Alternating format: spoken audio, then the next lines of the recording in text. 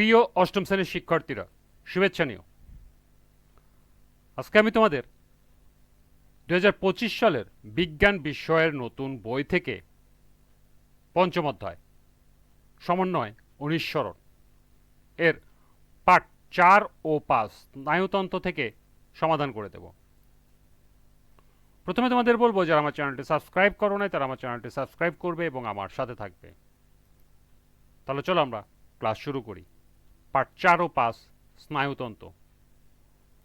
তোমরা ষষ্ঠ শ্রেণীতে শ্রেণীবিন্যাস থেকে এককোষী ও বহুকোষী জীবের বৈশিষ্ট্য জেনেছো। বহুকোষী জীবের দেহে টিস্যু, অঙ্গ ও তন্তু ইত্যাদির ভিন্ন ভিন্ন গঠন পরিলক্ষিত হয়।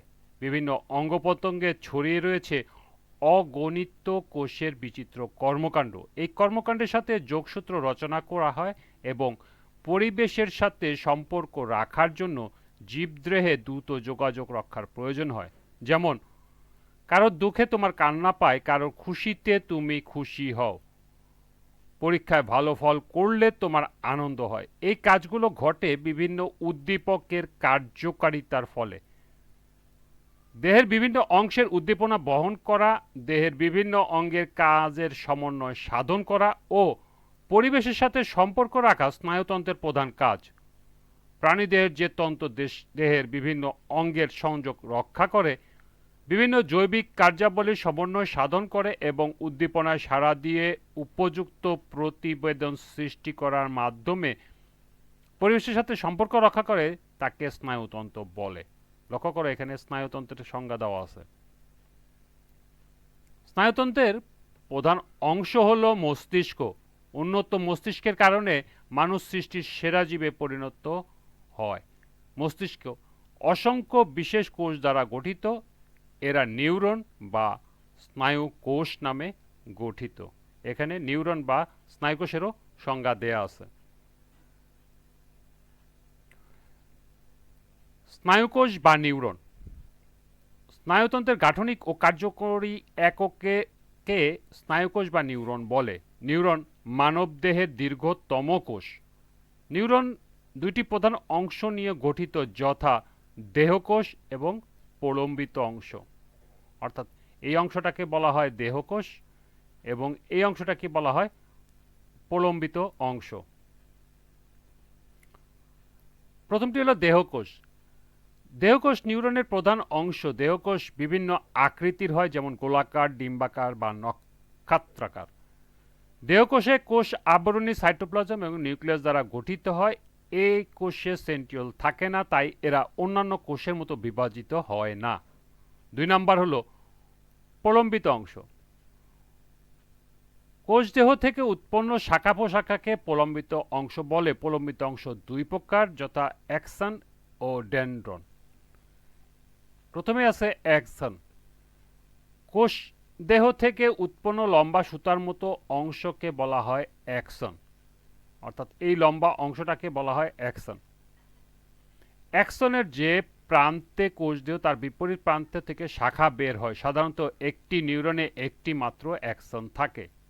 এরপর হলো ডেনড্রন। কোষ দেহের চারিদিকে থেকে উৎপন্ন শাখাগুলোকে ডেনড্রন বলে। এগুলো বেশি লম্বা হয় না। ডেনড্রন থেকে সৃষ্ট শাখাগুলোকে ডেনড্রোনাইট বলা হয়। এদের দ্বারা স্নায়ু তাড়না নিউরনের দেহের দিকে পরিবাহিত হয়। একটি স্নায়ুকোষের অ্যাক্সন ও একটি স্নায়ুকোষের ডেনড্রাইটের সাথে মিলিত হওয়ার স্থানকে সিনাপস বলে। সিনাপসের মাধ্যমে স্নায়ুতাড়না এক স্নায়ুকোষ থেকে অন্য স্নায়ুকোষে পরিবাহিত হয়। উদ্দীপনা বহন করা, প্রাণীদেহের ভিতরে ও বাহিরের পরিবেশের সাথে সংযোগ রক্ষা করা, প্রাণীদেহের বিভিন্ন অঙ্গের মধ্যে কাজের সমন্বয় সাধন করা, মস্তিষ্কের স্মৃতি ধারণ করা, চিন্তা করা ও বিভিন্ন কাজের নির্দেশ দেওয়া ও পরিচালনা করা নিউরনের কাজ। নিউরন উদ্দীপনা বহন প্রক্রিয়া নিম্নে দেখানো হলো। এখানে নিউরন কিভাবে উদ্দীপনা বহন করে তার একটি চিত্র দেওয়া আছে, তোমরা এটি অবশ্যই ভালো করে মুখস্থ করে নেবে। স্নায়ুতন্ত্রকে 3 ভাগে ভাগ করা যায়। একটি হলো কেন্দ্রীয় স্নায়ুতন্ত্র, প্রান্তীয় স্নায়ুতন্ত্র এবং স্বয়ংক্রিয় স্নায়ুতন্ত্র। এরপর পার্ট 6 ও 7 মস্তিষ্ক। প্রথমে আছে কেন্দ্রীয় স্নায়ুতন্ত্র। কেন্দ্রীয় স্নায়ুতন্ত্রের অংশ হলো মস্তিষ্ক ও মেরুরজ্জু। মস্তিষ্ক হলো সমগ্র স্নায়ুতন্ত্রের চালক। মানুষের মস্তিষ্ক করটির মধ্যে সুরক্ষিত। মস্তিষ্ক মেনেনজেস নামক পর্দা দ্বারা আবৃত। মানুষের মস্তিষ্কের প্রধান তিনটি অংশ যথা গুরু মস্তিষ্ক, মধ্য মস্তিষ্ক ও পশ্চাৎ বা লঘু মস্তিষ্ক। প্রথমে আছে গুরু মস্তিষ্ক। মস্তিষ্কের প্রধান অংশ হল গুরু মস্তিষ্ক বা সেরিব্রাম। এটি ডান ও বাম খণ্ডে বিভক্ত। এদের ডান ও বাম সেরিব্রাম হেমোস্ফিয়ার বলে। মানব মস্তিষ্কে সেরিব্রাল হেমোস্ফিয়ার অধিকতর উন্নত ও সুগঠিত। এই দুই খণ্ড ঘনিষ্ঠভাবে স্নায়ুতন্ত্র দ্বারা সংযুক্ত। এর উপরিভাগ ঢেউতোলা এবং ধূসর বর্ণের। দেখতে ধূসর বর্ণের হওয়ায় একে ধূসর পদার্থ বা গ্রে ম্যাটার বলে। গুরু মস্তিষ্কের অন্তঃস্তরে কেবলমাত্র স্নায়ুতন্ত্র থাকে। স্নায়ুতন্ত্রের রং সাদা। তাই মস্তিষ্কের ভিতরে স্তরের পদার্থ শ্বেত পদার্থ বা হোয়াইট ম্যাটার। শ্বেত পদার্থের ভিতরে দিয়ে স্নায়ুতন্ত্র এক স্থান থেকে অন্য স্থানে যায়। ধূসর পদার্থ কয়েকটি স্তরে বিশেষ আকারে স্নায়ুকোষ দেখা যায়। এই স্নায়ুকোষগুলো গুরু মস্তিষ্কের বিভিন্ন অংশে গুচ্ছ বেঁধে স্নায়ুকোষ সৃষ্টি করে। এগুলো বিশেষ বিশেষ কর্মকেন্দ্র হিসাবে কাজ করে। দর্শন, শ্রবণ, ঘ্রাণ, চিন্তা চেতনা, স্মৃতি, জ্ঞান, বুদ্ধি, বিবেক ও পেশি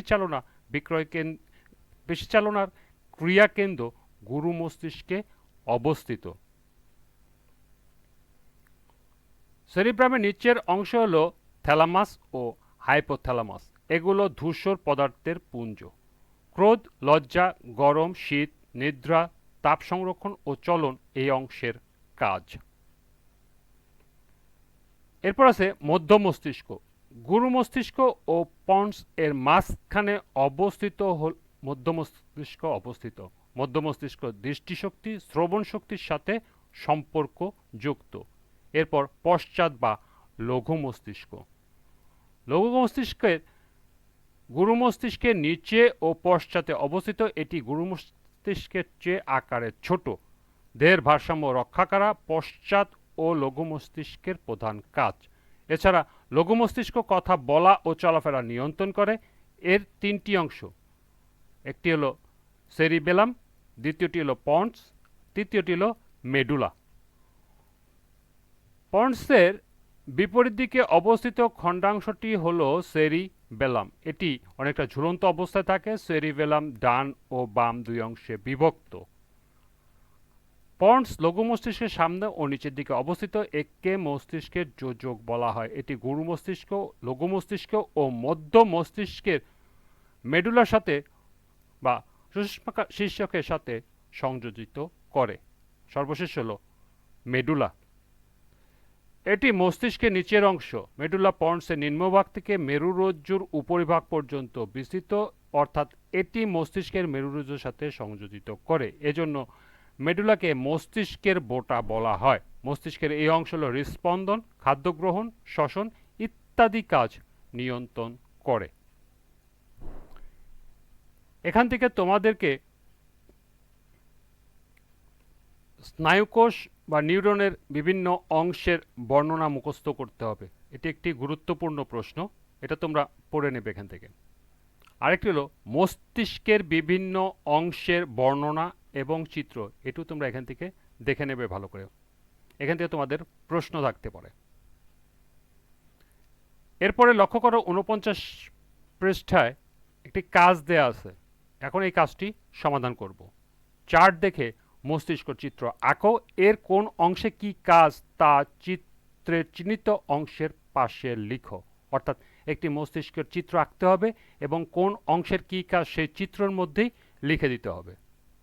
তো চলো এখন আমরা এর সমাধান দেখে নিই। এর সমাধান হবে একটি মস্তিষ্কের চিত্র এঁকে এর অংশগুলির কাজ চিহ্নিত করে দেখানো হলো। একটি মস্তিষ্কের অংশ প্রথমেই আছে, এখানে হলো গুরু মস্তিষ্ক। গুরু মস্তিষ্কের কাজ চিন্তা, বুদ্ধি, ইচ্ছাশক্তি, উদ্ভাবনী শক্তি প্রভৃতি উন্নত মানসিক বোধের নিয়ন্ত্রণ করে। দ্বিতীয়টি হলো মধ্য মস্তিষ্ক। মধ্য মস্তিষ্কের কাজ হলো দৃষ্টিশক্তি ও শ্রবণ শক্তি নিয়ন্ত্রণ করে। এরপরের এই অংশটিকে বলা হয় সেরিবেলাম। সেরিবেলামের কাজ হলো ভারসাম্য, মাথা ও চোখের সঞ্চালন, দেহের ভঙ্গি ও স্বয়ংক্রিয় কার্যকলাপ নিয়ন্ত্রণ করে। এরপরে এই অংশটাকে বলা হয় পন্স। পন্সের কাজ হলো শ্বাস, ঘুম এবং বার্তা রিলে করতে সাহায্য করে। এবং সর্বশেষ এই অংশটি হলো মেডুলা। মেডুলার কাজ হলো শ্বাস প্রশ্বাস, হৃদস্পন্দন এবং রক্তচাপ কার্যক্রম নিয়ন্ত্রণ করে। এবং সর্বশেষ নিচে চিত্রের নাম লিখে দেবে, অর্থাৎ মস্তিষ্ক একে এর